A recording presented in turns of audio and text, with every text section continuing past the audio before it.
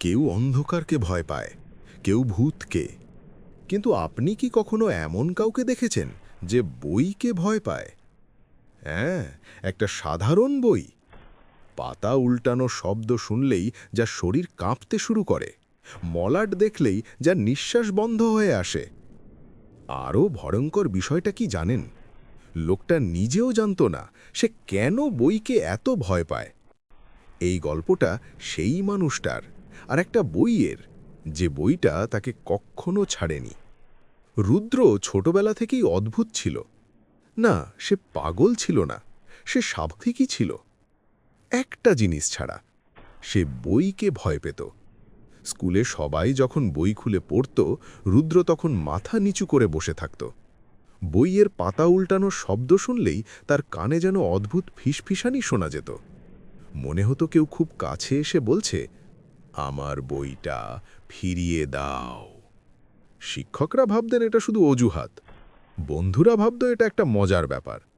এই রুদ্র, একটা বই ধরত। বন্ধুরা বইটা সামনে ধরলেই রুদ্র পিছিয়ে যেত। তার হাত ঠান্ডা হয়ে যেত, মাথা ঘুরত, আর তার চোখের সামনে ভেসে উঠত একটা অদ্ভুত দৃশ্য।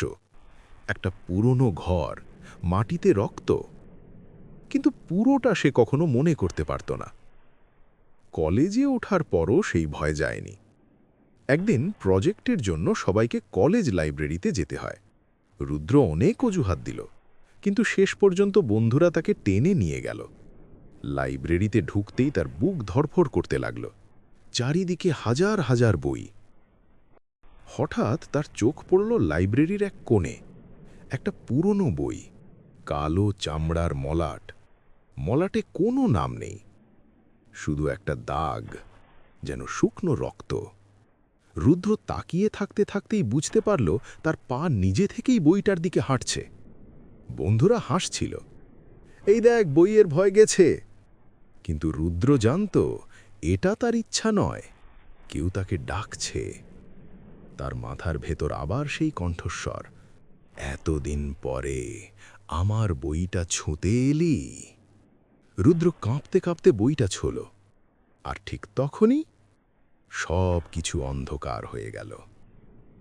তার চোখের সামনে হঠাৎ একটা দৃশ্য ভেসে উঠল। একটা পুরনো বাড়ি, সম্ভবত 100 বছর আগের। সেখানে দাঁড়িয়ে আছে একজন যুবক, তার হাতে ঠিক একই বই। আর সেই যুবকটা রুদ্র নিজেই, কিন্তু অন্য জন্মে। তার সামনে দাঁড়িয়েছিল আর একজন মানুষ। লোকটা আতঙ্কে বলছিল, ওটা আমার বই, ওটা অভিশপ্ত, ফিরিয়ে দাও। কিন্তু রুদ্রের আগের জন্ম সেই কথা শোনেনি। সে বইটা নিজের কাছে রাখতে চেয়েছিল, কারণ বইটার ভিতরে নাকি ছিল এমন কিছু যা মানুষকে অমর করতে পারে।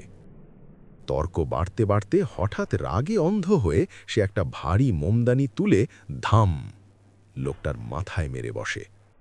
লোকটা মাটিতে পড়ে যায়, রক্তে ভেসে যায় ঘর। মরার আগে লোকটা ফিসফিস করে বলে, তুমি পালাতে পারবে না, এই বই তোমাকে খুঁজে নেবে প্রতি জন্মে। রুদ্র হঠাৎ বাস্তবে ফিরে আসে।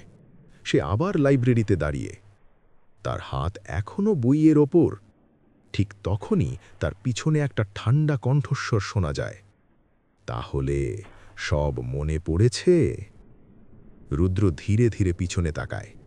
সেই মানুষটা দাঁড়িয়ে আছে, মাথা ফাটা, চোখ সাদা, মুখে শুকনো রক্ত। কিন্তু এবার লোকটা হঠাৎ হাসতে শুরু করে, একটা ভয়ঙ্কর হাসি।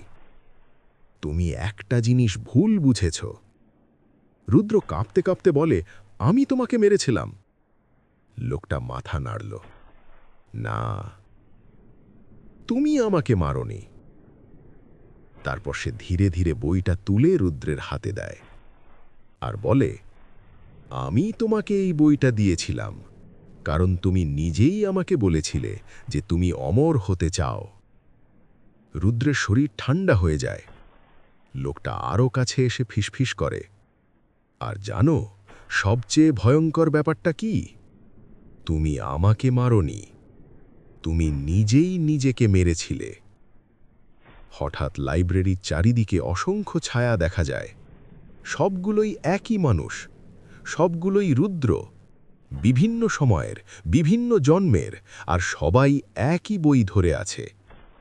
লোকটা শেষবার বলে, এই বই অমরত্ব দেয় ঠিকই, কিন্তু একটা শর্তে। তোমাকে নিজের মৃত্যুর স্মৃতি নিয়ে প্রতি জন্মে আবার বাঁচতে হবে। হঠাৎ লাইব্রেরির আলো নিভে যায়।